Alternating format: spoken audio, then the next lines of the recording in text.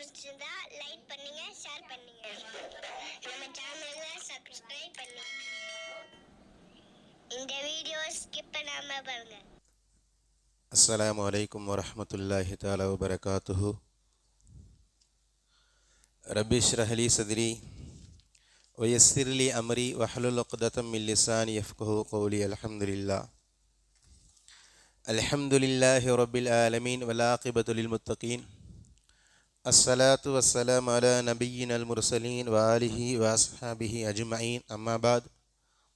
فقد قال الله تعالى في القرآن الكريم والفرقان المجيد بعد أعوذ بالله من الشيطان الرجيم بفضل بسم الله الرحمن الرحيم ولا تقتلوا أولادكم خشية إملاق نحن نرزقهم وإياكم صدق الله العلي العظيم. عن سعيد بن أبي هلال رضي الله تعالى عنه قال قال رسول الله صلى الله عليه وسلم تناكحوا تكثروا فإني أباهي بكم الأمم يوم القيامة. ரவாஹு ஜாமியு சகீர் அவு கமா கால் அலைஹி ஸலாத்து வஸ்ஸலாம். அளவற்ற அருளாளன் நிகரற்ற அன்புடையோன் அல்லாஹ்விற்கு எல்லா புகழும். நம்முயிரிலும் மேலான நமது தலைவர் ஹதரத் ரசூலுல்லாஹி ஸல்லல்லாஹு அலைஹி வஸல்லம் அவர்கள் மீதும் அவர்களை பின்பற்றிய சத்திய சஹாபாக்கள், நாதாக்கள், ஷுஹதாக்கள், முழு உலக முஸ்லிமான ஆண்கள், பெண்கள், குறிப்பாக இந்த அவையில் ஒன்று கூடியிருக்கின்ற நம் அனைவர் மீதும் வல்ல இறைவன் ரப்புல் ஆலமீன் அல்லாஹு தாலாவுடைய சாந்தியும் சமாதானமும் என்றும் என்றென்றும் நின்று நிலவட்டுமாக. ஆமீன். அன்பான சகோதர பெருமக்களே, இன்றைய தினம் ஜூலை 11 ஒவ்வொரு ஆண்டும் உலக அரங்கில் வேர்ல்டு பாப்புலேஷன் டே, உலக மக்கட்தொகை நாள் என்ற ஒரு நாளை உலக நாடுகள் அறிமுகப்படுத்தி இந்த நாளை கடைபிடித்து வருகிறார்கள். யுனைடெட் நேஷன் டெவலப்மெண்ட் ப்ரோக்ராம், அதாவது உலக நாடுகளின் சபை 1989 ஒன்று கூடி உலக மக்கட்தொகையை கட்டுப்படுத்தணும். எல்லா நாடுகள்லையுமே மக்கட்தொகை அதிகமாகிட்டே போகுது. அதனால் நம்முடைய நாடு முன்னேற்றத்தின் பக்கம் செல்வதற்கு பதிலாக நாடு பின்னோக்கி போயிட்டுருக்கு. இது வீட்டில் ஆரம்பித்து ஒரு வீட்டுக்கும் இது கேடு இருக்குது. வீட்டில் எண்ணிக்கை கூடிக்கிட்டே இருந்தால் வீட்லேயும் பிரச்சனை, நாட்டையும் பிரச்சனை. அதனால் எல்லா நாடுகளும் தம்முடைய நாடுகளில் மக்கட்தொகையை கட்டுப்படுத்தணும், அது சார்ந்த விழிப்புணர்வை ஏற்படுத்தணும் என்ற ரீதியில் தான் இந்த தினத்தை 1989 ஐநா அறிமுகம் செய்து ஒவ்வொரு ஆண்டும் ஜூலை 11 இந்த தினம் கடைபிடிக்கப்பட்டு வருகிறது.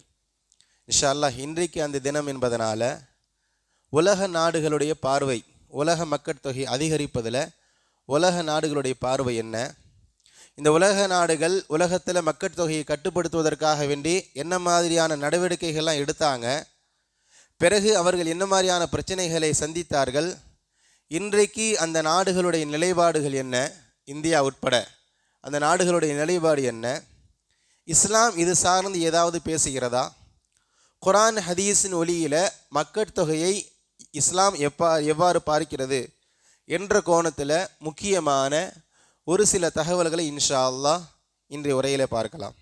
இது ஒரு பெரிய டாப்பிக்கு. இந்த டாப்பிக்கில் பல நாடுகளுடைய புள்ளி விவரங்களை எல்லாம் பேசணும்.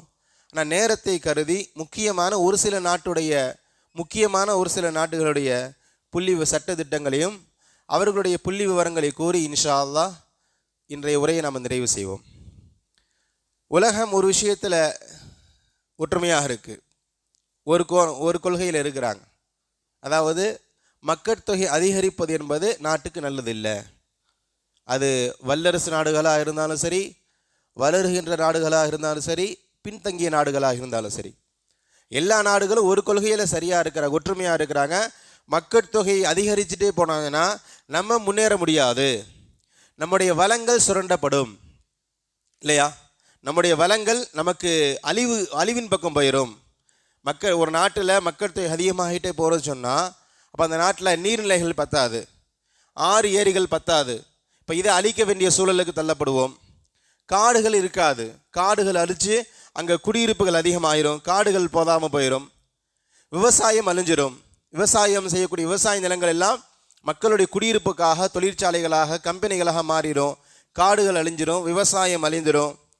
அப்படி மக்கள் பெருகிட்டே போனாங்கன்னு சொன்னால் அரசாங்கத்தால் எல்லோருக்கும் வேலை வாய்ப்பு கொடுக்க முடியாது. வேலை வாய்ப்பு ஒரு பெரிய பிரச்சனையாயிரும், சுற்றுச்சூழல் பாதிப்பு ஏற்பட்டுடும். இப்படி நிறைய காரணங்களை சொல்லி பெரும்பாலான நாடுகள், வல்லரசு நாடுகளிலிருந்து வளரும் நாடுகள் வரை, பின்தங்கிய நாடுகள் வரை எல்லாரும் ஒரு விஷயத்தில் ஒற்றுமையாக இருக்கிறாங்க. மக்கட்தொகை பெருக்கம் என்பது நமக்கு நல்லதல்ல, மக்கட்தொகை பெருகுவதனால நமக்கு எந்த லாபமும் கிடையாது, நமக்கு லாபம் கிடைப்பதற்கு பகரமாக கேடுகள் தான் என்ற ரீதியில் தான் எல்லா நாடுகளுமே மக்கட்தொகை குறைப்பதற்காக வேண்டி நிறைய சட்டத்திட்டங்களை முயற்சிகளை செய்தார்கள். சில நாடுகள் இதை கடுமையான சட்டங்களை கொண்டு அமல்படுத்தினார்கள். ஒரு சில நாடுகள் கடுமையான சட்டங்கள் இல்லாமல் வாய்மொழியாக மக்களுக்கு மக்கட்தொகையை குறைப்பதற்கான சில சலுகைகளை கொடுத்து மக்கட்தொகை குறைப்பதற்கான முயற்சிகளை செய்தார்கள். அருமையான சகோதர பெருமக்களே, முஸ்லீம்களாகிய நாம் ஒரு விஷயத்தில் தெளிவாக இருக்க வேண்டும். இஸ்லாம் தெளிவான தீர்க்கமான ஒரு முடிவை வழங்குகிறது. நம்ம ஈமான் கொண்டு இருக்கிறோம், இஸ்லாம் மட்டும்தான் உலகத்தில் அல்லாஹு தாலாவால் அங்கீகரிக்கப்பட்ட, இன்னும் அல்லாஹ் ஏற்படுத்திய மார்க்கம். உலகத்தில் எல்லா கொள்கைகளுமே மனிதர்களால் ஏற்படுத்தப்பட்டது இல்லையா? இன்றைக்கு சரி என்று படும், 20 வருடங்களுக்கு பிறகு தவறாகப்படும். நேற்று தவறாகப்பட்டது இன்னைக்கு சரியாகப்படும். நான் குர்ஆன் ஒன்றுதான் ஆரம்பத்திலிருந்து இறக்கப்பட்ட காலத்திலிருந்து கியாமத் நாள் வரைக்கும் சீராக பேசும். 100-200 வருடங்களுக்கு முன்பு குர்ஆன் சரி என்று சொன்னதை இன்னைக்கு நம்ம தவறுன்னு சொல்ல மாட்டோம் இல்லையா? ஒரு 1400 வருடங்களுக்கு முன்பு குர்ஆன் பேசிய தவறான செய்தியை இன்னைக்கு நம்ம சரின்னு சொல்ல மாட்டோம்.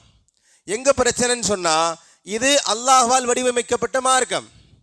உலகத்தில் வேற மதங்களுக்கு வேற கொள்கைகளுக்கு இந்த உத்தரவாதம் கிடையாது. அதாவது நல்லா தெரியும், மனிதர்களை படைத்த ரப்புக்கு தான் தெரியும் மனிதனுக்கு எது சரி எது தவறு என்று இல்லையா? எனக்கு எது நல்லது எது கெட்டது எனக்கு தெரியாது, என்னை படைத்த ரப்புக்கு தெரியும். இப்போ அந்த அடிப்படையில் அல்லாஹும் அல்லாஹுடைய ரசூலும் நமக்கு ஒரு சில வரையறைகளை, சில சட்டத்திட்டங்களை வழங்குகிறார்கள். இஸ்லாமிய பார்வையில் தீர்க்கமாக சொல்லலாம், மக்கட்தொகை அதிகரிப்பு என்பது மனிதனுக்கு கேடு அல்ல, அது முழுக்க முழுக்க மனிதனுக்கு நன்மையை மட்டுமே பலனளிக்கும். ஒரு கேடு இருக்கிற மாதிரி தெரிந்தாலும் அது கேடுகள் கிடையாது. உண்மையிலே மனிதனுக்கு அது பயனளிக்கக்கூடியது தான், மனிதனுக்கு லாபம் மட்டுமே என்பதாக குர்ஆன் ஹதீஸின் ஒளியில் நம்ம பார்க்கலாம். ஒரு சில குர்ஆன் ஆயத் ஹதீஸ்களை பார்த்து விட்டு இன்ஷா அல்லாஹ் உலக நடப்புகளுக்கு நம்ம சென்று விடலாம். இன்னும் சொல்ல போனால் இஸ்லாம் ரொம்பவும் வரவேற்கிறது, ரொம்பவும் முன்னுரிமை கொடுக்கிறது. திருமணத்துடைய நோக்கமே அதிகமாக குழந்தை பெக்கிறது. குழந்தை பெக்காமல் திருமணம் பண்ணுறதுக்கு திருமணம் பண்ணாமல் இருந்துடலாம் இல்லையா? வெறுமன உடல் சுகத்தை தணிக்கிறதுக்கு மட்டுமல்ல திருமணம். அதாவது பசியை அடக்கிறதுக்காண்டி நம்ம சாப்பிட்றோம் இல்லையா? அது மாதிரி உடல் பசியை அடக்குவதற்காக வேண்டி பண்ணுறதல்ல திருமணம். ஜாமி சகீருடைய 3351 ஹதீஸ் பெருமானார் பேசுகிறாங்க. சஅத் பின் அபி ஹிலால் ரலியல்லாஹு தஆலா அறிவிக்கிறாங்க, தனாகஹு, நீங்கள் திருமணம் முடியுங்கள். ஏன் திருமணம் முடிக்கணும்? தகஸ்ஸரு, அதிகமாக குழந்தையை பெற்றெடுப்பதற்காக வேண்டி இல்லையா? திருமணத்துடைய முதல் நோக்கமே அதிகமாக குழந்தையை பெருக்கணும். உடல் ஒத்துழைக்கல என்றால் பரவாயில்லை, வேறு வேறு நியாயமான காரணங்கள் இருந்தால் பரவாயில்லை. ஆனால் திருமணம் முடிக்கும் பொழுது நம்முடைய நோக்கம் இதுதான், அதிகமாக குழந்தையை பெருக்கணும். ஃபஇன்னி உபாஹி பிகுமுல் உம்மம யௌமல் கியாமா, நாளை மறுமை நாளிலே என்னுடைய உம்மத்தினர்கள் அதிகமாக இருப்பதை நான் விரும்புகிறேன், அதை நான் பெருமையாக கருதுகிறேன். அதனால அதிகமாக குழந்தையை பெற்றுக்கிறதுக்காகவே திருமணம் முடிங்க. அல்லாஹ்வுடைய ரசூல் பேசுகிறார்கள். செய்தி புரியுதா? அல்லாஹ்வுடைய ரசூலுக்கு தெரியாதா நம்முடைய வருமானம் என்ன, நமக்கான தேவை என்ன, நம்ம என்னென்ன பிரச்சனைகளை சந்திப்போம்? அல்லாஹ்வுடைய ரசூலுக்கு தெரியாது என்று சொன்னால் இங்கே சில நம்ம நியாயப்படுத்தலாம். இல்லைங்க, எனக்கு ஒரு குழந்தை போதும், இல்லை 2 குழந்தை போதும், என்னுடைய வருமானத்துக்கு 2 தாண்ட முடியாது அப்படின்னு நம்ம சில நியாயமான காரணங்களை சொல்லலாம். ஆனால் அல்லாஹ்வுடைய ரசூலுக்கு தெரியும் நமக்கு என்னென்ன மாதிரியான தேவைகள் இருக்கிறது, என்னென்ன மாதிரியான பிரச்சனைகள் இருக்கிறது. அல்லாஹ்வுடைய ரசூல் சொல்கிறார்கள், திருமணம் முடியுங்கள், அதிகமாக குழந்தை பெருக்க வேண்டும் என்பதற்காக வேண்டி. அதே மாதிரி தான் எந்த அளவுக்குன்னு சொன்னால், நீங்கள் பொண்ணு பார்க்கும்போது அது மாதிரி பொண்ணை திருமணம் முடிங்கன்னு சொல்கிறாங்க இல்லையா? அதிகமாக குழந்தையை பெருக்க விரும்பாத பெண்ணை திருமணம் முடிச்சுட்டு அவளை டார்ச்சர் பண்ணக்கூடாது இல்லையா? பெருமானாருடைய ஹதீஸை பார்க்கலாம், தஸவ்வஜுல் வதூதல் வலூத, குழந்தைகளை அதிகமாக நேசிக்கக்கூடிய, அதிகமாக குழந்தைகளை பெறக்கூடிய பெண்களை நீங்கள் திருமணம் முடியுங்கள் அதாவது ஒரு வீட்டில் பொண்ணு பார்க்கும்போது நம்ம என்னென்னமோ பார்க்குறோம், ஃபினான்சியல் ரீதியாக அவனுடைய குடும்பத்துடைய பாரம்பரியம் என்னென்னமோ பார்க்குறோம். ஆனால் ரசூலுல்லாஹ் என்ன சொல்கிறாங்கன்னு சொன்னால், அந்த குடும்பத்தில் இருக்கக்கூடிய பெண்கள் எத்தனை பிள்ளைகளை பெற்றெடுக்கிறார்கள். இப்போ நான் ஒரு குடும்பத்தில் பெண் எடுக்கிறேன்னு சொன்னால், அந்த அம்மா, அதாவது என்னுடைய மாமியார், அவங்களுக்கு எத்தனை குழந்தைகள் இருக்குது, அவருடைய தாய் தகப்பனருக்கு எத்தனை குழந்தைகள் இருக்கிறார்கள், என்னுடைய மாமியாருடைய நான் பார்க்கக்கூடிய பெண்ணுடைய தகப்பனார் குடும்பத்தில் எத்தனை குழந்தைகள் இருக்கிறார்கள், அதிகமாக குழந்தை பெருக்கிறாங்களா. ஸோ அது மாதிரியான குடும்பங்களில் நீங்கள் பொண்ணெடுங்க என்பதாக பெருமானார் ஸல்லல்லாஹு அலைஹி வஸல்லம் சொல்லி காட்டுகிறார். இங்கே அதே வார்த்தை தான், ஃபைன்னி முகாசிரின் பிக்கும், நாளை மறுமை நாளில் எண்ணிக்கையில் நான் அதிகமாக இருக்க வேண்டும் என்பதற்காக வேண்டி இந்த செயலை பெருமானார் இப்படி ஒரு ஹதீஸ் அறிவிக்கிறாங்க. அபூதாபி ஷரீஃபுடைய 2050வது ஹதீஸாக இந்த செய்தி பதியப்படுகிறது. இப்போ இந்த ஹதீஸில் ரசூலுல்லாஹ் சொல்ல வரக்கூடிய செய்தி என்ன, அதிகமாக குழந்தையை பெருப்பதற்காக திருமணம் முடியுங்க, இல்லையே வருமானம் இல்லையே. இன்னைக்கு இந்த உலகமே இதை வைத்து தான் மூச்சாண்டி காட்டுகிறது. பிள்ளையை படிக்க வைக்க முடியுமா, 15,000 20,000 சம்பாதிச்சா நீ என்ன வாடகை கட்டுவ, என்ன அரிசி வாங்க முடியுமா, பருப்பு வாங்க முடியுமா, இன்னைக்கு ஸ்கூல் ஃபீஸ் என்ன தெரியுமா, இன்னைக்கு பாலுடைய வேலை என்ன தெரியுமா, ஆட்டோ ஃபீஸ் என்ன தெரியுமா. இது மாதிரி இன்றைக்கு உலகமே வருமானத்தை அடிப்படையாக வைத்து நம்மை மிரட்டுகிறது, பூச்சாண்டி காட்டுகிறது. நம்ம ஈமான் கொண்டு இருக்கிறோம், அல்லாஹ் மட்டும்தான் ராசிக். நம்முடைய உணவை நாம் சாப்பிட்டாலும், என்னுடைய மனைவிக்கு நான் உணவளித்தாலும் ரிஸ்க் அளிப்பவன் அல்லாஹ் தஆலா. நான் ஒரு வாசித்தா, நான் ஒரு வழிமுறை தான், அதாவது உதவியால் அல்லாஹ் ரிஸ்க் வழங்குறதுக்காண்டி நான் ஒரு காரணம் தான். அல்லாஹ் தான் ராசிக். குர்ஆனில் இது சார்ந்த நிறைய ஹதீஸ் வசனங்களை நம்ம பார்க்கலாம். அன்ஆம் என்ற அத்தியாயத்துடைய 151வது ஹதீஸ். அதாவது இன்னைக்கு உலகம் எந்த வருமானத்தை, எந்த அதாவது பஞ்சத்தை, எந்த வறுமையை காரணம் காட்டி குழந்தைகளை குறைக்க சொல்லும் என்பதை அல்லாஹ் அங்கேயே விளங்கி 1400 ஆண்டுகளுக்கு முன்பே பேசுகிறார். வலா தக்துலு அவுலாதக்கும் மின் இம்லாக், வறுமையின் காரணமாக உங்களுடைய பிள்ளைகளை நீங்கள் கொலை செய்யாதீர்கள். வலா தக்துலு அவுலாதக்கும் மின் இம்லாக், வறுமையின் காரணமாக இன்னைக்கு வருமானம் ரொம்ப கம்மியாக இருக்கு, அதனால் நமக்கு ஒரு புள்ள போதும், அதனால் நமக்கு 2 புள்ள போதும் என்பதாக குழந்தைகளை பெருப்பதை நீங்கள் தடுத்து கொள்ளாதீர்கள். கிட்டத்தட்ட இது கொலைக்கு சமானம் இல்லையா. குழந்தை பிறந்துருச்சு, அதாவது குழந்தை தங்கிருச்சு, 2 மாதம் ஆயிடுச்சு, மாத்திரை சாப்பிட்டு கருவை கழிச்சுக்கலாம், இதெல்லாம் கொலையில் கட்டுப்படும், இதுவெல்லாம் கொலையில் கட்டுப்படும். அருமையான சகோதர பெருமக்களே, மின் இம்லாக், வறுமையின் காரணமாக நீங்கள் உங்களுடைய குழந்தைகளை கொலை செய்யாதீர்கள். நஹனு நர்சுகுக்கும் வ இய்யாஹும், உனக்கும் நாம தான் ரிஸ்க் வழங்குகிறோம். எந்த குழந்தையை நீ வறுமையின் காரணமாக கொலை செய்கிறாயோ அந்த குழந்தைக்கு நாம தான் ரிஸ்க் வழங்குகிறோம். அல்லாஹ்வுடைய வார்த்தை. இதில் நம்ம உறுதியாக இருக்கணும். அருமையான சகோதர பெருமக்களே, எந்த விதமான வியாக்கியானங்களும் இங்கே பேசக்கூடாது. இல்லை அதாவது மனைவிக்கா உடல் முடியல, இல்லை நமக்கு உடல் ஒத்துழைக்கலை, 2 குழந்தைக்கு மேலே அந்த அம்மாவால் பெற்றுக்க முடியாது, பரவாயில்லை. ஆனால் வறுமையை காரணம் காட்டி இன்னைக்கு படிக்க வைக்க முடியாது, இன்னைக்கு வருமானம் குறைவாக இருக்குது, இன்னைக்கு தேவைகள் அதிகமாயிரும் என்பதாக வறுமையை பயமுறுத்தி குழந்தைகளை பெருப்பதை நீங்கள் குறைத்து கொள்ளாதீர்கள். அல்லாஹு தஆலா சொல்லுகிறான். இங்கே அல்லாஹு தஆலா வறுமையின் காரணமாக என்று சொல்கிறான் இல்லையா. பனு இஸ்ராயிலுடைய 31வது வசனம் ஒரு வார்த்தையை மாற்றி அல்லாஹ் சொல்லுவான், வலா தக்துலு அவுலாதக்கும் ஹஷியத இம்லாக், வறுமை வந்து விடுமோ என்று பயந்து நீங்கள் குழந்தைகளை கொலை செய்யாதீர்கள். முன்னாடி அன்ஆம் என்ற அத்தியாயத்துடைய பொருள் என்னன்னு சொன்னால், இன்னைக்கு வறுமையா இருக்கு என்பதனால நீங்கள் குழந்தையை பெற்றுக்கொள்வதை தடுத்து கொள்ளாதீர்கள். ஹஷியத இம்லாக் என்றால் நாளைக்கு வறுமை வந்துடுமோ, இன்னைக்கு பரவாயில்லை, ஆனால் நாளைக்கு விலைவாசி என்ன ஆக போகுது, நாளைக்கு நம்முடைய பிள்ளைகளை திருமணம் முடித்து கொடுக்குறோமே, இன்னின்ன செலவினங்கள் இருக்கிறதே, இதெல்லாம் நம்மளால் சமாளிக்க முடியுமா, அதனால் போதுங்க, 2 குழந்தை போதும், 1 குழந்தை போதும் என்பதாக நாளைக்கு வறுமை வந்துருமோன்னு பயந்து நீ இன்னைக்கு குழந்தைகளை கொலை செய்யாதீர்கள். அங்கே அல்லாஹ் இன்னொரு வேற மாதிரி பேசுவான், நஹனு நர்சுகுஹும் வ இய்யாக்கும், அவர்களுக்கும் நாம தான் உணவு வழங்குகிறோம், உங்களுக்கும் நாம தான் உணவு வழங்குகிறோம். நல்லா வழங்கிக்கொள்ளுங்க. சின்ன வார்த்தை வித்தியாசம்தான். நான் முதல்ல ஓதிய வசனம், இன்னைக்கு வறுமை இருக்கு என்று பயந்து நீங்கள் குழந்தைகளை கொலை செய்யாதீர்கள், உங்களுக்கும் நாம தான் உணவு வழங்குகிறோம், அவர்களுக்கும் நாம தான் உணவு வழங்குகிறோம்னு சொல்றான். நான் இந்த பனி இஸ்ராயில் அல்லாஹ் சொல்றான், வறுமை வந்துரும்னு பயந்து நீங்க குழந்தைகளை கொலை செய்யாதீர்கள், அந்த குழந்தைகளுக்கும் நாம தான் உணவு வழங்குகிறோம், உங்களுக்கும் நாம தான் உணவு வழங்குகிறோம். இந்த வசனத்துல பிறக்காத அந்த குழந்தைகளுக்கு அல்லாஹ் தஆலா முன்னிலைப்படுத்தி பேசுகிறான். கண்ணியமான சகோதர பெருமக்களே, இந்த ஹதீஸ்கள், இந்த வசனங்களிலிருந்து குர்ஆன் ஷரியத்துடைய தெளிவான சட்டம் என்னவென்றால், பொருளாதாரத்தை காரணமாக காட்டி குழந்தைகளை கொலை செய்வது ஹராம், அனுமதிக்கவே முடியாது. பிறந்த குழந்தைய பிறந்த குழந்தையை கொலை செய்கிற மாதிரி தான் கர்ப்பமான பிறகு கர்ப்பத்தை கலைப்பதும் கொலையோடு சம்பந்தப்பட்டது இல்லையா? குடும்ப கட்டுப்பாடு செய்வதும் கிட்டத்தட்ட கொலையோடு சம்பந்தப்பட்டது. தற்காலிகமாக குழந்தை பிறப்பதை தடுத்து கொள்ளலாம். ஒரு 2 வருஷம் வேண்டாம் பார்த்துக்கலாம், 2 வருஷத்துக்கு பிறகு குழந்தை பெற்றுக்கலாம் என்பதாக அதற்காண்டி சில வழிமுறைகள் இருக்கிறது இல்லையா? அந்த வழிமுறைகளை பயன்படுத்தி தள்ளி போடலாமே தவிர நிரந்தரமாக எனக்கு குழந்தை வேண்டாம் என்று குடும்ப கட்டுப்பாடு பண்ணுவது ஆண்களுக்கும் சரி பெண்களுக்கும் சரி ஹராம். ஆனால் கர்ப்பப்பையில பிரச்சனைங்க, கர்ப்பப்பையை எடுத்தாதான் சரி வரும் அப்படின்னு மருத்துவ ரீதியாக குடும்ப கட்டுப்பாடு செய்வது பிரச்சனை இல்லை. மருத்துவத்தை காரணமாக காட்டி குடும்ப கட்டுப்பாடு செய்வது ஆணுக்கோ பெண்ணுக்கோ பிரச்சனை இல்லை. ஆனால் வறுமையை காரணம் காட்டி நம்ம சேர்ந்தா குழந்தை தங்கிரும், குழந்தை பிறந்துரும், இந்த குழந்தை வளர்ந்தா நம்மளால உணவு கொடுக்க முடியாது என்று பயந்து நீங்கள் குழந்தைகளை கொலை செய்யாதீர்கள் என்பதாக அல்லாஹு தாலாவுடைய தூதர் பேசுகிறார்கள். அல்லாஹ் பேசுகிறான். அப்துல்லா என்ற சஹாபி ரசூலுல்லாஹ்ட்ட கேட்குறாங்க. புகாரி ஷெரீஃபுடைய 4761 ஹதீஸாக இந்த செய்தி பதியப்படுகிறது. சஅல்து ரசூலுல்லாஹி ஸல்லல்லாஹு அலைஹி வஸல்லம் ஐயு தம்பி இந்தல்லாஹி அக்பர், யா ரசூலுல்லாஹ் பாவங்களே ஆக பெரியது எதுன்னு கேட்டேன். ரசூலுல்லாஹ் சொன்னாங்க, அன் தஜஅலல்லாஹ் அந்தாதன் வஹுவ கலக்கக, இறைவன் உன்னை படைத்திருக்க அந்த இறைவனை விட்டு நீ வேறொரு ஆரை இணை வைப்பது, இறைவனுக்கு இணை கற்பிப்பது என்று பெருமானார் பேசினாங்க. இது பொதுவாக இணை கற்பிப்பது ஆக பெரிய பாவம். சும்மா ஐயுன், நான் கேட்டேன் யார் ரசூலுல்லாஹ் அதற்கு அடுத்து பெரும்பாவம் எதுன்னு கேட்டேன்.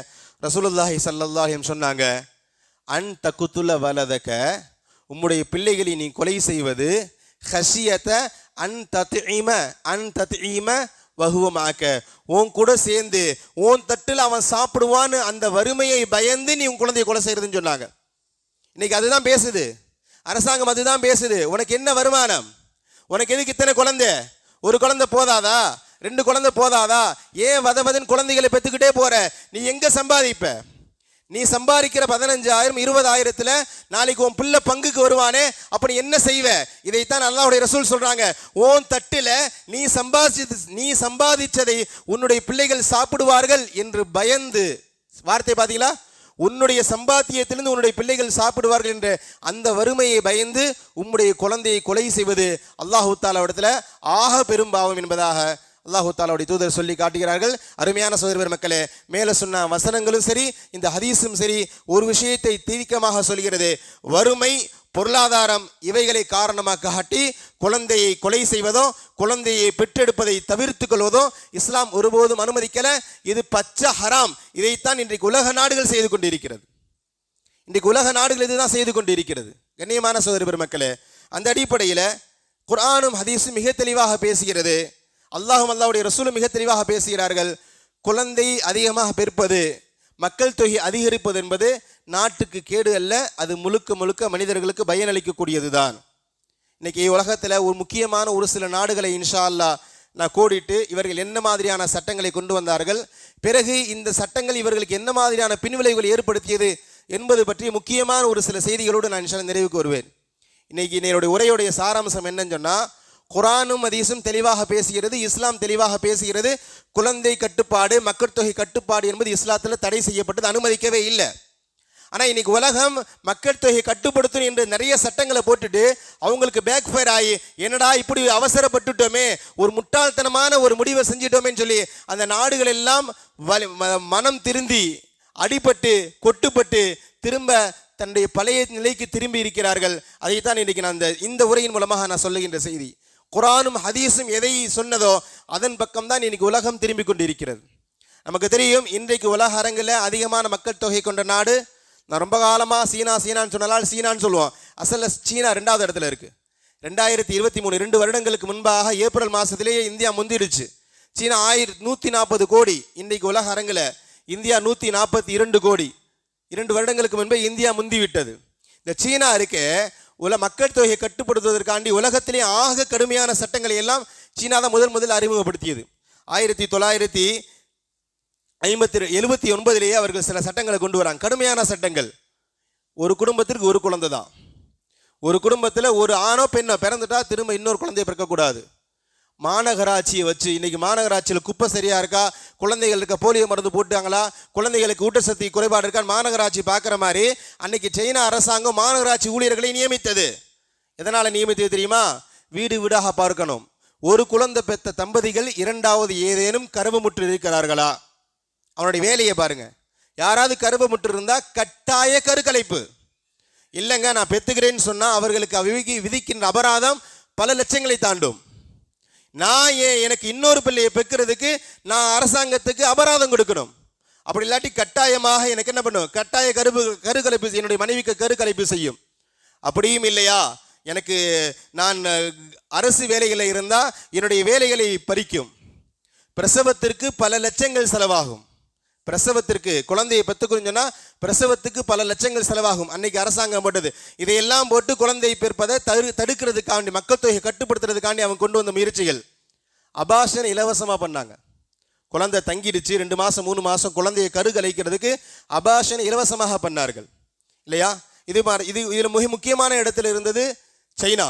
அதே போன்று தான் ரஷ்யா, பிரான்ஸ் போன்ற நாடுகளும் குழந்தையை கட்டுப்படுத்துவதற்காக வேண்டி, மக்கள் தொகையை கட்டுப்படுத்துவதற்காக வேண்டி வீடு வீடாக ஆய்வு செய்தார்கள்.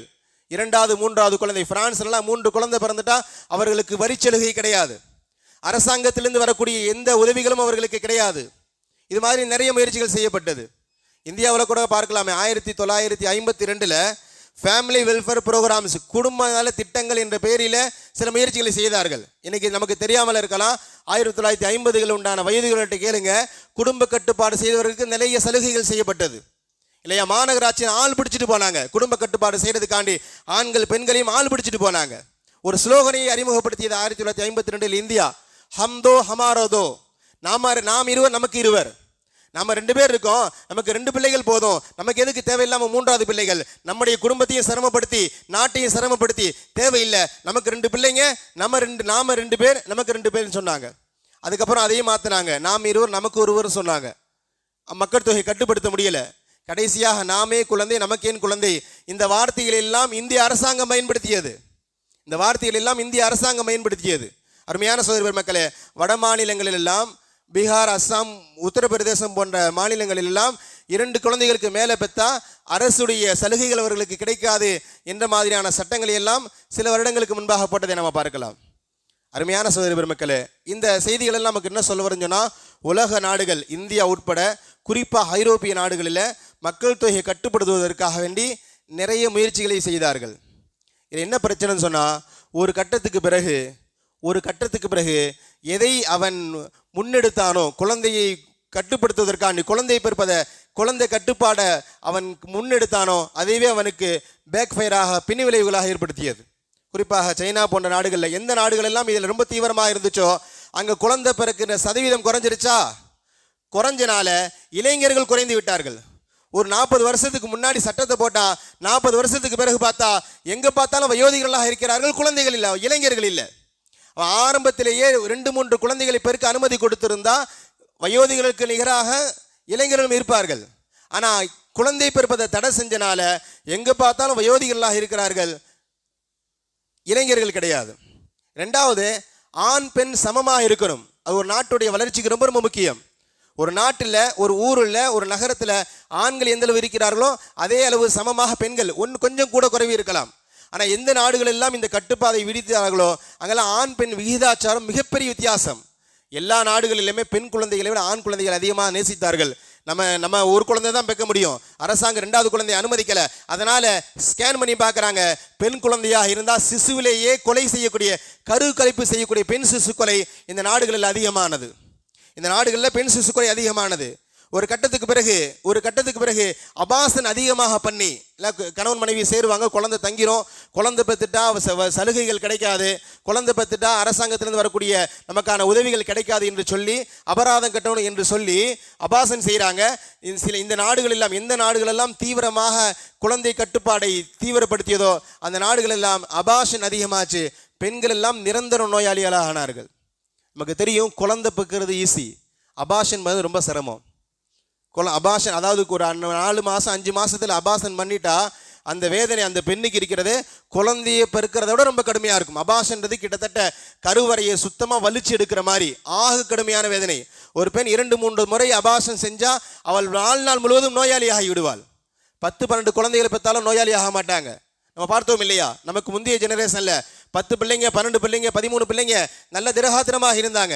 ஆனால் அபாஷனை திரும்ப திரும்ப பண்ணா நிரந்தர நோயாளி ஆகியவர்கள். இந்த நாடுகள் எல்லாம் நிரந்தர நோயாளிகளை உற்பத்தி செய்தது. வேலையாட்கள் கிடைக்கல, எங்க பார்த்தாலும் வயோதிகர்கள், வேலையாட்கள் கிடைக்கல, வாலிபர்கள் கிடைக்கல இல்லையா? வேலையாள் பற்றாக்குறை இருந்துச்சு.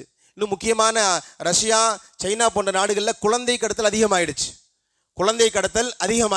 ஒரு குழந்தை தான் பெக்கணும், அந்த குழந்தை விபத்தில் இறந்துருச்சு, இல்லை ஏதோ ஒரு காரணத்தினால் குழந்தை இறந்துருச்சுன்னா அவங்க குழந்தை இல்லையா, அதனால் குழந்தை கடத்தல் அதிகமாகி குழந்தையை கடத்தி விற்பனை செய்கின்ற இந்த மாஃபியா கும்பல் அதிகமாயிடுச்சு. இப்படி பல பிரச்சனை. அவன் திரும்புகிற பக்கமெல்லாம் அவனுக்கு பிரச்சனையாகவே இருக்குது. இப்போ எந்த நாடுகள் எல்லாம் குழந்தை கட்டுப்பாடை, மக்கள் தொகை கட்டுப்பாட்டை ஊக்குவித்ததோ, கடுமையான சட்டங்களை போட்டதோ, அவன் அதை தளர்த்துறான். உதாரணமாக சைனாவை எடுத்துக்கொள்ளுங்க. 1979 ஒரு குழந்தையை தான் பெற்றுக்கணும்னு சொன்னவன் 2015 சட்டத்தை மாத்திரான். ஒரு குழந்தை வேணாம், இனி 2 குழந்தையை பெற்றுக்கோங்கன்னு சொன்னான். அதற்கு பிறகு அவனுடைய மக்கள் தொகை கூடலை. அவன் எதிர்பார்த்த கணக்கு வரல. 2021 2-3 வருடங்களுக்கு முன்பாக ஒவ்வொரு குடும்பமும் 3 குழந்தைகளை பெற்றுக்கொள்ளுங்கள் என்பதாக சீனா சொல்லுது. 2016 2 குழந்தைகளை பெற்றுக்கொண்டு அறிவுறுத்தியது. 2021 3 குழந்தைகளை பெற்றுக்கொண்டு அனுமதி கொடுத்தது. ஒரு காலகட்டத்தில் மாநகராட்சி வீடு வீடா போய் குழந்தைகள் தங்கியிருக்கா, யாருக்காவது 2வது குழந்தை தங்கியிருக்கான்னு பார்த்த அந்த அரசாங்கம் யாருக்காவது 3 குழந்தைகள் பெற்றால் வீடு கட்டுவதற்கு வசதியை நாங்கள் ஏற்படுத்தி கொடுக்கிறோம் என்பதாக சீனா அரசாங்கம் செய்தது. சீன அரசாங்கம் குழந்தைகளை 2 குழந்தைகளை பெற்றுட்டா அவர்களுக்கான ஊக்கத்தொகையை வழங்கியது இல்லையா? அபாஷனுடைய செலவு அதிகப்படுத்தியது. ஆரம்பத்தில் அவன் கட்டுப்பாடு செய்யும் போது பிரசவத்துடைய செலவு அதிகப்படுத்தி அபாஷனுடைய செலவை குறைச்சான் இல்லையா? இங்கே அபாஷன் பண்றது தண்டனைக்குரிய குற்றமாக ஆக்கினார்கள். எந்தெந்த மருத்துவமனைகள் எல்லாம் அபாஷன் செய்கிறார்களோ அந்த மருத்துவமனைகளுக்கெல்லாம் அபராதம் விதித்தார்கள். குழந்தை பிறப்பது, பிரசவத்தை இலவசப்படுத்தினார்கள். அருமையான சகோதர பெருமக்களே, சீனாவுடைய நிலை இது. ரஷ்யாவில் 10 குழந்தையை ஒரு பெற்றுட்டா, ஒரு பெண்மணி 10 குழந்தையை பெற்றுட்டா, அந்த பெண்மணிக்கு கோல்டன் மதர், ரஷ்யாவுடைய நாட்டின் மூலமாக அந்த அம்மாவுக்கு கோல்டன் மதர், தங்கத்தாய் என்பதாக பட்டம் வழங்கப்பட்டது. அருமையான சகோதர பெருமக்களே, 10வது குழந்தை பிறந்துட்டா, அந்த 10வது குழந்தை பிறந்து முதல் மாதம் அந்த குடும்பத்திற்கு 10 லட்சம் ரூபில், இந்தியாவுடைய மதிப்பில் 13 லட்சம் ஊக்கத்தொகையை அரசாங்கம் வழங்கியது. இதே நாட்டில் தான் 2வது 3வது குழந்தையை பெற்றுட்டா அபராதம் விதித்த நாடுகள் மக்கள் தொகை குறைய ஆரம்பித்த பிறகு எங்கிட்டு பார்த்தாலும் வயோதிகளாக இருக்கிறார்கள், குழந்தைகள் இல்லை, இளைஞர்கள் இல்லை, நம்ம என்ன செய்யறதுன்னு விழிப்பிதங்கி அந்த நாடுகள் எல்லாம் ஒரு கட்டத்துக்கு பிறகு கட்டுப்பாடை அதாவது மக்கள் தொகை கட்டுப்பாடை விரும்பிய நாடுகள் எல்லாம் அதை ஊக்கப்படுத்துவதற்காண்டி நிறைய சலுகைகளை வழங்கினார்கள் இல்லையா? கல்லூரி பெண்கள் கூட குழந்தை பெற்றுக்கிறத பெருசாக தவறாக எடுத்துக்கொள்ளாதீர்கள், உங்களுக்கு மானியமாக 25,000 நாங்கள் வழங்குவோம் என்பதாக சமீபத்தில் ரஷ்யாவுடைய அதிபர் புதின் அறிவிப்பு செய்தார். அது கல்லூரி மாணவியோடு நிற்காம அதற்கு பிறகு பள்ளி மாணவிகளுக்கும் இந்த சட்டங்களை கொண்டு வந்தார். பள்ளி மாணவிகள் கூட நீங்கள் குழந்தையை பெற்றுக்கிட்டால் உங்களுக்கு 25,000 கொடுப்போம்னு சொல்லி அது மிகப்பெரிய சர்ச்சையாச்சு. எந்த அளவுக்குன்னு சொன்னால், ஒரு கம்பெனியில் கணவன் மனைவி வேலை பார்க்குறாங்கன்னா டீ ஸ்நாக்ஸுக்கு பிரேக் விடுற மாதிரி அவங்களுக்கு கம்பெனியிலேயே கணவன் மனைவி உறவு கொள்வதற்காக வேண்டியும் நேரத்தை கொடுங்க இல்லையா? அரசாங்கம் பிரைவேட் செக்டாருக்கு என்ன தெரியுமா அலுவலகங்களுக்கு என்னமா அறிவுறுத்துறாங்க? ரஷ்யாவில் புதின் பேசுறாரு, நாட்டுடைய அதிபர் பேசுறாரு, நீங்க வேலை செய்யற இடங்கள்லயே டீ ஸ்நாக்ஸுக்கு நேரம் கொடுக்குற மாதிரி, பிரேக் கொடுக்குற மாதிரி கணவன் மனைவி சேருவதற்கும் நேரம் கொடுங்க. நமக்கு பிரச்சனை, மக்கள் தொகை கட்டுப்பாடு ரொம்ப ரொம்ப பிரச்சனையா இருக்கு, நமக்கு மக்கள் தொகை தேவை என்பதாக அதிபர் பேசிய செய்திகளை எல்லாம் பார்க்கலாம் இல்லையா? பிரான்ஸ்ல 2வது குழந்தை பிறந்துட்டு அவர்கள் ஊக்கத்தொகை இல்லையா? அவர்களுக்கு ஊக்கத்தொகை, சம்பள உயர்வு. யாருக்காவது 2 குழந்தை பிறந்துட்டு அவங்களுக்கு சம்பள உயர்வு, 2 குழந்தை பிறந்துட்டு அவர்களுக்கு இலவச கல்வி, இலவச மருத்துவம். இன்னும் சொல்ல போனா இந்த பிரான்ஸ்ல ஒரு செய்தி சொல்றாங்க, 2-3 குழந்தைகள் பிறந்துட்டா அந்த தாய்மார்கள் கார் வாங்குவதற்கு மானியத்தை வழங்கினார்கள். நான் திரும்ப சொல்றேன், இந்த சலுகைகள் எல்லாம் வழங்கிய நாடுகள் ஒரு காலத்தில் 2வது 3வது குழந்தைகளை பெற்றா அவர்களுக்கு அபராதங்களை விதித்தது, சிறை தண்டனைகளை கொடுத்தது, அரசுடைய சலுகைகளை நிறுத்திய நாடுகள் எல்லாம் பிறகு குழந்தைகள், அதாவது மக்கள் தொகை குறைவு அவர்களுக்கு மிகப்பெரிய பிரச்சனையான பிறகு இந்த ஊக்கத்தொகையெல்லாம் வழங்கினார்கள். ஸ்வீடன்ல கிட்டத்தட்ட 1.5 வருஷம் ஒரு பெண் கர்ப்பமாகிட்டா அந்த பெண்ணுக்கும் 480 நாட்கள் 1.5 வருஷம் சம்பளத்தோட லீவு. இல்லை செய்தி என்ன தெரியுமா?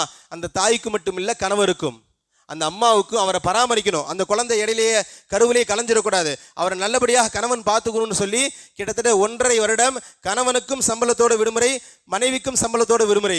ஒவ்வொரு மாசமும் சம்பளத்தை தாண்டி 20,000 40,000 வரைக்கும் குழந்தையை பராமரிப்பதற்காண்டி ஊக்கத்தொகைகள். இது எல்லாமே என்ன தெரியுமா, நீங்கள் எப்படியாவது குழந்தைகளை பெற்றுக்கோங்க, எங்களுக்கு மக்கள் தொகை குறைவாக இருக்கு, நாங்கள் ஏதோ முட்டாள்தனமாக ஒரு காலத்தில் சட்டத்தை போட்டுட்டோம், குழந்தைகளை பெற்றுக்காதீங்க நாடு நாசமாயிரும்னு நினைச்சோம். ஆனால் இன்னைக்கு நீங்கள் குழந்தைகளை பெற்றுக்காமல் போனதான் நாடு நாசமாயிடுச்சு. இன்னைக்கு எல்லா வளங்களும் இருக்கு, ஆனால் மனித வளம் இல்லை. எந்த நாடுகள் எல்லாம் மனித வளங்கள் வேண்டாம் என்று சொன்னதோ, மனிதர்கள் அதிகமானால் நாடு நாசமாகிவிடும், வளங்கள் பத்தாது, விவசாயம் பத்தாது, காடுகள் பத்தாது, நீர்நிலைகள் பத்தாது என்று பேசிய நாடுகள், இந்த நாடுகள் எல்லாம் ஒரு கட்டத்துக்கு பிறகு உணர்ந்து கொண்டார்கள், இனி குழந்தைகள் பிறப்பதில் நாங்கள் கருத்து சொல்ல மாட்டோம், நீங்கள் தாராளமாக எத்தனை குழந்தைகள் வேண்டுமானால் பெற்றுக்கொள்ளுங்க, இன்னும் சொல்லப்போனா நீங்கள் அதிகமாக குழந்தைகளை பெற்றுக்கிட்டா உங்களுக்காக நாம் சலுகைகளை வழங்குகிறோம் என்பதாக இந்த நாடுகள் எல்லாம் பேசியது. கண்ணியமான சகோதர பெருமக்களே, இதைத்தான் அல்லாஹ் தஆலா சொல்கிறான். அல்லாஹு தஆலாவுடைய தூதர் சொன்னாங்க, தனாகஹு, நீங்கள் திருமணம் முடியுங்கள், தகஸ்ஸரு, அதிகமாக குழந்தைகளை பெற்றுக்கொள்ளுங்கள். ஒரு விஷயத்தில் இஸ்லாம் தெளிவாக இருக்கிறது, மனிதனுடைய மக்கள் தொகை அதிகரிப்பு என்பது நாட்டுக்கோ வீட்டுக்கோ கேடல்ல, அது முழுக்க முழுக்க லாபம் தான். ஆராஃப் என்ற அத்தியாயத்துடைய 86வது வசனம், ஷுஐப் அலைஹிஸ்ஸலாத்து வஸ்ஸலாம் அந்த மக்களை பார்த்து பேசுகிறார்கள். வசனத்தை பாருங்க, ரொம்ப அழகான வசனம். ஷுஐப் நபி அந்த மக்கள் மதியன் வாசிகள் சொல்லப்படும், அந்த மதியன் வாசிகளை பார்த்து பேசினாங்க, வதுகுரு, அப்பா அல்லாஹ் உங்களுக்கு செஞ்ச நேமத்துகளை யோசிச்சு பாருங்கப்பா, இது குன்தும் கலீலன், நீங்கள் மக்கள் தொகையில் ரொம்ப குறைவாக இருந்தீர்கள், நீங்கள் மக்கள் தொகையில ரொம்ப குறைவாக இருந்தீர்கள். ஃபகஸ்ஸருஹும், அல்லாஹ் தஆலா உங்களுடைய மக்கள் தொகை அதிகப்படுத்தினான். இது அல்லாஹ் உங்களுக்கு செஞ்ச அருட்கொடைன்னு சொல்றாங்க இல்லையா. நீங்க எண்ணிக்கையில குறைவாக இருந்தீங்க, சமுதாயத்தில் நீங்கள் குறைவாக இருந்தீர்கள், ஆனால் அல்லாஹ் தஆலா அதை அதிகப்படுத்தி இதை உங்களுக்கு நியாமத்தாக வழங்கி இருக்கிறான். எனவே மக்கள் தொகை பெருக்கம் என்பது உங்களுக்கான நியாமத், அது உங்களுக்கான அழிவு இல்லை என்பதாக ஹஜ்ரத் ஷுஐப் அலைஹிஸ்ஸலாத்து வஸ்ஸலாம் அவர்கள் பேசிய செய்தி ஆராஃப் என்ற அத்தியாயத்தில் இருக்கிறது. கண்ணியமான சகோதர பெருமக்களே, இந்த வசனத்தோடு ஒரு செய்தியும் நான் கூட சொல்வேன். இன்றைக்கு உலகத்தில் இந்தியாவிற்கும் ஒரு சிறப்பு இருக்கிறது, இந்தியாவிற்கும் ஒரு பவர் இருக்கு. அது என்னன்னு சொன்னா, இந்தியாவுடைய மனித வளம். உலகத்திலே ஆக பெரிய மார்க்கெட் இந்தியா தான். உலகத்தில் பெரும்பாலான நாடுகள் அவனுடைய ப்ராடக்டை இந்தியாவை மையப்படுத்தியே தயாரித்து கொண்டு இருக்கிறான். நீங்கள் நல்லா பாருங்களேன், பெரும்பாலான நேரங்களில் எந்த நாடுகளும் இந்தியாவை பகைத்து கொள்ளாது. இது மிகப்பெரிய அரசியல், நமக்கு தெரியலை. நம்ம 56 இன்ச்சு நம்முடைய அதிபரையோ நம்முடைய பிரதமரையோ பெருமையாக பேசுவோம், அது அடிப்படையில் நாம தான் நம்ம நாட்டுடைய பலம், நம்ம நாட்டுடைய பலம் நாம. உலகத்தில் எந்த பொருள் தயாரிக்கணும்னு சொன்னா அந்த பொருள் விற்கப்படுவதற்கு உலகத்திலே ஆக பெரிய சந்தை இந்தியா தான். 2 பெரிய நாடுகள் சொன்னோம், ஒன்று இந்தியா மக்கள் தொகையில், 2வது சைனா. சைனாவிட்ட என்ன பிரச்சனை சொன்னா, வெளிநாட்டு பொருட்கள் வாங்க மாட்டான். சைனாவை பொறுத்த வரைக்கும் அவன்கிட்ட எக்ஸ்போர்ட்டே கிடையாது, இம்போர்ட்டே கிடையாது, வெளிநாட்டு பொருளை வாங்கவே மாட்டான். அவன் தயாரித்த பொருளை அவனை வாங்குவதற்கு ஆள் இல்லை. அவன் உலகம் முழுக்க அவன் தன்னுடைய தயாரித்த பொருட்களை வெளியே கொண்டு வெளிநாடுகளுக்கு ஏற்றுமதி செய்து கொண்டிருக்கான். வெளிநாடுகளிலிருந்து அவன் எந்த பொருளும் இறக்குமதி செய்ய வேண்டிய தேவை அவனுக்கு இல்லை. அதனால சைனா 140 கோடி இருந்தாலும் மற்ற உலக நாடுகளுக்கு எந்த ஃபாயிதாவும் இல்லை, எந்த பயனும் இல்லை. நம்ம தயாரித்த பொருள் அங்கே வாங்க மாட்டான். ஆனால் இந்தியா அப்படி கிடையாது. இந்தியாவில் இம்போர்ட்டை விட எக்ஸ்போர்ட்டை விட இம்போர்ட் தான் அதிகம், ஏற்றுமதியை விட இறக்குமதி அதிகம். நம்ம பயன்படுத்துகிற அதாவது கர்ச்சீப்ல இருந்து கார் வரைக்கும் 99% முழுக்க முழுக்க வெளிநாட்டுடைய ப்ராடக்ட் தான் இல்லையா. உலகத்திலேயே மிகப்பெரிய மார்க்கெட் இந்தியா. இந்தியாவை பகைச்சிக்கிட்டா உலகத்தில் பல நாடுகள் அவனுடைய வியாபாரம் படுத்துரும் இல்லையா. இந்தியாவில் இருக்கக்கூடிய ஆட்சியாளர்கள் ஒரு லைஃப் பாய் சோப்பை இந்தியாவில் நாங்கள் பயன்படுத்த மாட்டோம், இறக்குமதி பண்ண மாட்டோம்னு சொன்னால் கிட்டத்தட்ட அவர் ஒருத்தர் கைது போட்டாரு, 140 கோடி பேர் அதை வாங்க முடியாது இல்லையா. அந்த கம்பெனி படுத்துரும். அதனால உலக நாடுகள் பூரா வியாபாரத்திற்காக வேண்டி, வியாபார சந்தைக்காக வேண்டி இந்தியாவை சார்ந்து இருக்கிறது. இது இந்தியாவுடைய பலம். அல்லாஹ் தஆலா சொல்கிறான், வதுகுரு இது குன்தும் கலீலா, நீங்கள் குறைவாக இருந்தீர்கள், அதிகத்தை கொண்டு அல்லாஹ் தஆலா உங்களுக்கு அருமையான சகோதர பெருமக்களே உங்களை மேன்மைப்படுத்தினான் என்பதாக அல்லாஹ் தஆலா திருமறையில் சொல்லி காட்டினான். எனவே மனித வளம் என்பது நாட்டுக்கோ வீட்டுக்கோ கேடல்ல, அது முழுக்க முழுக்க மனிதனுக்கு பயனளிக்கக்கூடியது. உலகத்தில் எல்லா வளங்களையும் இழந்தால் பெற்றுக்கொள்ளலாம், ஆனால் மனித வளங்களை பெற முடியாது. ஏதாவது பேருக்காக வேண்டி வெளிநாடுகளிலிருந்து ஆட்களை இறக்கலாம், ஆனால் சொந்த நாட்டு மக்களுக்கு இருக்கின்ற அந்த உணர்வு வெளிநாட்டுக்காரனுக்கு இருக்காது. அவன் சம்பாதிச்சுட்டு திரும்ப தன்னுடைய ஊருக்கு போகணும் என்று விரும்பதான் செய்வான். நாட்டின் மீது பற்று என்பது அந்த நாட்டு குடிமக்களுக்கு மட்டுமே இருக்கும். எனவே உலகத்திலே ஆக சிறந்த வளம் மனித வளம். இதை எல்லா நாடுகளும் உணர்ந்து கொண்டது. எந்த நாடுகள் எல்லாம் மக்கள் தொகை கட்டுப்பாட்டிற்காக வேண்டி சட்டங்களை போட்டதோ அந்த நாடுகள் எல்லாம் மக்கள் தொகை அதிகப்படுத்துவதற்காக வேண்டி இன்னைக்கு ஏராளமான சலுகைகளை வழங்கி கொண்டிருக்கிறார்கள். ஜுஹுருஃப் என்ற அத்தியாயத்துடைய 32வது வசனம் அல்லாஹ் தஆலா பேசுவார், நஹனு கஸம்னா பைனஹும் அஹும் யக்ஸிமுன ரஹ்மத் ரப்பிக். என்ன, அல்லாஹ் தஆலாவுடைய ரஹமத்தை பொருளாதாரங்களை அவர்கள் பங்கிட்டு கொண்டு இருக்கிறார்களா? நஹனு கஸம்னா, நாம தான் பங்கிட்டு கொண்டு இருக்கிறோம். நஹனு கஸம்னா பைனஹும் மஈஷத்துஹும் ஃபில் ஹயாத்தி துன்யா வ ரஃபஅனா பஅதஹும் ஃபௌக பஅத் தரஜாத். அல்லாஹ் தஆலா சொல்கிறான், நாம தான் எல்லாத்துக்கும் ரிஸ்கை வழங்கி கொண்டு இருக்கிறோம். சிலரை மேன்மைப்படுத்தி இருக்கிறோம், சிலரை கீழே வச்சிருக்கிறோம். எல்லாத்தையும் ஒரே மாதிரி வைக்கிறது இல்லை. அல்லாஹ் தஆலா சொல்லி காட்டுகிறான், லியத்தஹிது பஅதுஹும் பஅதன் சுக்ரியா. காரணம், ஒருவர் மற்றவர்களுக்கு பயனளிப்பதற்காக வேண்டி, ஒருத்தர் இன்னொருத்தர் வேலை வாங்குறதுக்காக வேண்டிய வருமானத்தில் பொருளாதாரத்தில் நம்ம சரிசமமாக வைக்கல. சிலர் மேலேயும் சிலர் கீழே வச்சிருக்கிறோம். புரிகிற மாதிரி சொல்கிறதா இருந்தால், உலகத்தில் பெரிய பணக்காரன் இந்தியாவுக்கு அடையாளமாக அம்பானி இருக்கிறார் இல்லையா? அல்லாஹ்வுத்தாலா உலகத்தில் இருக்கக்கூடிய எல்லாத்தையும் அம்பானியாக ஆக்க முடியும். அல்லாஹ்வுடைய ரிஸ்கில் எந்த வேலை பிரச்சனையும் இல்லை. ஆனால் உலகம் இயங்காது இல்லையா? இருக்கக்கூடிய எல்லாருமே முதலாளிகளாக இருந்தால் யார் வேலை செய்யறது? எல்லாருமே கல்லால் இருக்க தான் விரும்புவாங்க இல்லையா? ஒரு வியாபாரியாக இருக்கிறோம்னு சொன்னால் இரும்பை தூக்கணும், சரக்கு ஏற்றணும், இறக்கணும், இந்த வேலைகள்லாம் இருக்கு இல்லையா? காசு பணம் இருந்தால் நான் இரும்பை தூக்கலை, வேலை செய்யலைன்னாலும் எனக்கு அல்ஹம்துலில்லாஹ் அல்லாஹ் வருமானத்தை கொடுத்துருக்கான்னு யார் வேலை செய்வா இல்லையா? அல்லாஹ் தஆலா சொல்றான், லியத்தஹித பஅதுஹும் பஅதன் சுக்ரியா. உங்களிலே சிலர் சிலரை வேலையாட்களாக பயன்படுத்த வேண்டும் என்பதற்காக வேண்டி பொருளாதாரங்களிலே நம்ம சிலரை மேன்மைப்படுத்தி சிலரை கீழே வைத்திருக்கோம் என்பதாக சொல்கிறான். கண்ணியமான சகோதர பெருமக்களை, இந்த வசனத்தில் அல்லாஹ் சொல்கிற மிக முக்கியமான செய்தி, உலகத்திலேயே ஆக பெரிய வளம் அதாவது மனித வளம் தான். மனித வளமுக்கு மேலே உலகத்தில் வேறு எந்த வளமும் கிடையாது. இன்றைக்கி குறிப்பாக ஒரே ஒரு செய்தியோடு நான் முடித்துக் கொள்கிறேன். அரசியல் சார்ந்த பதிவாக இருந்தாலும் தேவை என்பதனால் இந்த செய்தியை பதிவு செய்கிறேன். நான் சொன்ன 1952 இந்திய அரசாங்கம் சட்டமாக கொண்டு வராமல் நிறைய குடும்ப கட்டுப்பாடு செய்வதற்காண்டி நிறைய முயற்சிகளை செய்தார்கள். இதில் செய்தி என்னன்னு சொன்னால், தென் மாநிலங்கள் இது கொஞ்சம் தீவிரமாக இருந்தார்கள். தென் மாநிலங்கள் கொஞ்சம் தீவிரமாக இருந்தாங்க. தமிழ்நாடு, கர்நாடகா, ஆந்திரா போன்ற நாடுகள், இந்த மாநிலங்கள் எல்லாம் இதில் கொஞ்சம் தீவிரமாக இருந்தாங்க. எனவே மக்கள் தொகை கட்டுப்பாட்டில் வைத்திருந்தோம். ஆனால் வட மாநிலங்கள் அப்படி இல்லை. நமக்கு சாதாரணமாக தெரியும், நம்ம வீட்டில் இன்றைக்கி 2 குழந்தை 3 குழந்தை நம்ம ஊர்களில். கிட்டத்தட்ட தென் மாநிலங்கள் பூரா இதே மாதிரி தினம் தான். ஆனால் வடநாட்டுக்காரங்க நம்மள்ட்ட யாராவது விசாரிங்களேன், சாதாரணமாக 8 பிள்ளைங்க 10 பிள்ளைங்க சொல்லுவாங்க. இன்றைக்கி வரைக்கும் நம்ம 30 வருஷத்துக்கு முன்னாடி நம்ம அத்தா அம்மா, நம்ம தாத்தா பாட்டி 10 பிள்ளைங்க 12 பிள்ளைங்களை பெற்றாங்க. ஆனால் இன்றைக்கி நமக்கு தயாராக இல்லை, 2 பிள்ளைங்க தாண்டது இல்லை. அதிகபட்சம் ஒருத்தருக்கு 3 பிள்ளை இருந்தால் ஆச்சரியமாக பார்க்கிறோம். ஆனால் வடநாடுகளில் இன்று வரைக்குமே பீகார், அஸ்ஸாம், யூபி, மத்திய பிரதேசம் போன்ற மாநிலங்களில் இன்றைக்கும் சாதாரணமாக 10 பிள்ளைங்க 12 பிள்ளைங்க பெற்கிறாங்க அந்த தாய்மார்கள் இல்லையா? பாப்புலேஷன் கூட. அதனால தான் வேலை வாய்ப்பை தேடி நம்ம ஊருக்கு வராங்க. இதில் செய்தி என்னன்னு சொன்னால், இன்றைக்கி மத்திய அரசாங்கம் தொகுதி மறுசீரமைப்பை உண்டாக்குவதற்காண்டி ஒரு மசோதாவை தீர்மானம் போட்டிருக்காங்க இல்லையா? 2-3 வருடங்களாக இது ஓடிக்கிட்டே இருக்குது. அதாவது 543 தொகுதி நமக்கு போதாது, அதனால் நிர்வாகம் செய்ய முடியலை, அதனால் அதாவது மக்களவை தொகுதியை நாங்கள் அதிகப்படுத்த போகிறோம். 543லேருந்து 750 அல்லது 800 வரைக்கும் தொகுதிகளை நாங்கள் அதிகப்படுத்த போகிறோம் சொன்னாங்க. ஸோ அது நமக்கு பிரச்சனை இல்லை. இதில் எங்கே பிரச்சனைன்னு சொன்னால், இவங்க தொகுதி அதிகப்படுத்தும் பொழுது இவர்கள் எந்த அடிப்படையில் தொகுதி அதிகப்படுத்துவோம் சொன்னால், நிலப்பரப்பை மையப்படுத்தி தொகுதி அதிகப்படுத்த மாட்டோம், மக்கள் தொகையை மையப்படுத்தி தொகுதி அதிகப்படுத்துவோம். நிலப்பரப்பை மையப்படுத்தி தொகுதி அதிகப்படுத்த போகிறதில்லை, மக்கள் தொகையை மையப்படுத்தி தொகுதியை அதிகப்படுத்துவோம். அப்படின்னு பார்க்கும் பொழுது வட மாநிலங்களில் எண்ணிக்கை அதிகமாக இருப்பதனால அங்கே தொகுதிகள் கூட போகும். தென் மாநிலங்களில் மக்கள் தொகை குறைவாக இருப்பதனால இங்கே தொகுதிகள் குறைவும். உதாரணத்திற்கு யூபியில் இன்னைக்கு 80 தொகுதி.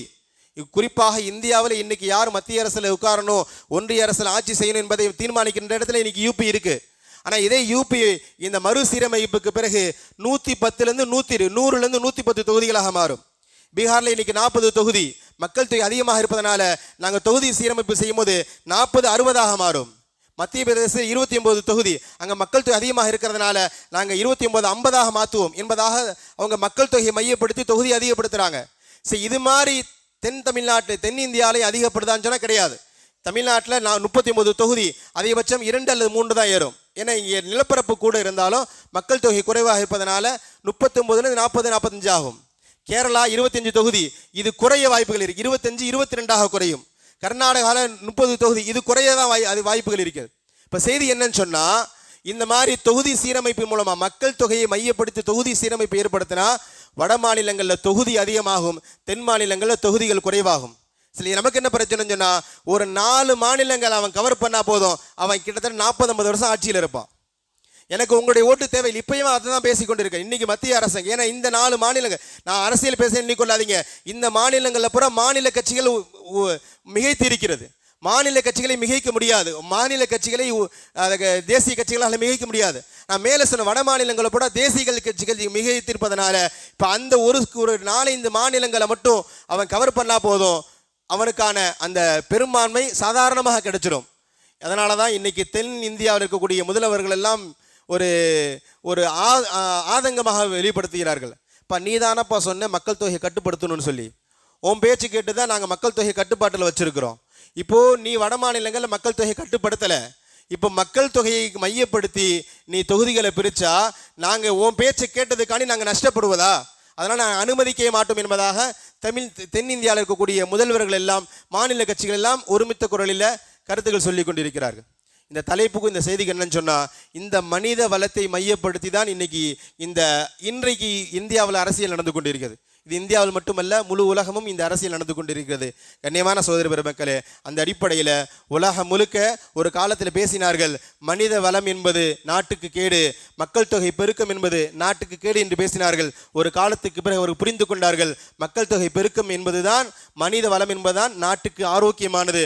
மக்கள் தொகை நம்ம கட்டுப்படுத்தினோம் என்றால், இயற்கையோடு நம்ம விளையாடினோம் என்றால் நம்ம நாசத்தின் பக்கம் சென்று விடுவோம் என்பதாக சொல்லி, எந்த நாடுகள் எல்லாம் மக்கள் தொகை கட்டுப்படுத்துவதற்காண்டி சட்டங்களை போட்டார்களோ அந்த நாடுகள் எல்லாம் மக்கள் தொகை அதிகப்படுத்துவதற்காண்டி சலுகைகளை வழங்கி கொண்டிருக்கிறார்கள்.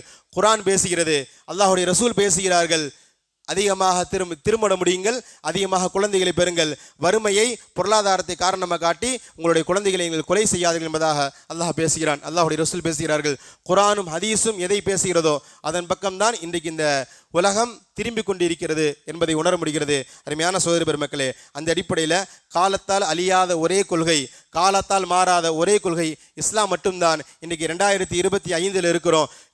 இன்னும் 2000 வருஷம் கழிச்சு 4025 கூட இஸ்லாம் பேசியது மட்டுமே சரியாக இருக்குமே தவிர, ஒரு 2000 வருஷம் கழிச்சு இன்னைக்கு பேசிய ஆயத்தும் ஹதீஸ்களும் தவறாகிவிடும் என்ற நிலை இஸ்லாத்துக்கு கிடையாது. காரணம், ஒற்றை காரணம், உலகத்திலேயே அல்லாஹ்வால் அங்கீகரிக்கப்பட்ட, அல்லாஹ்வால் உருவாக்கப்பட்ட ஒரே கொள்கை, ஒரே மார்க்கம் இஸ்லாம் என்பதை இந்த உலகம் புரிந்து கொண்டிருக்கிறது. அல்லாஹும் அல்லாஹுடைய ரசூலும் இந்த மார்க்கத்தை முழுமையாக விளங்குவதற்கும் இந்த மார்க்கத்தின் அடிப்படையில் முழுமையாக செயல்படுவதற்குமான நல்ல நசீபை ரப்புல் ஆலமீன் அனைவருக்கும் தந்து நல்லது புரிவானாக. வாஹிர் அல்ஹம்துலில்லாஹி ரப்பில் ஆலமீன். அஸ்ஸலாமு அலைக்கும் வரஹ்மத்துல்லாஹி வபரகாத்துஹு.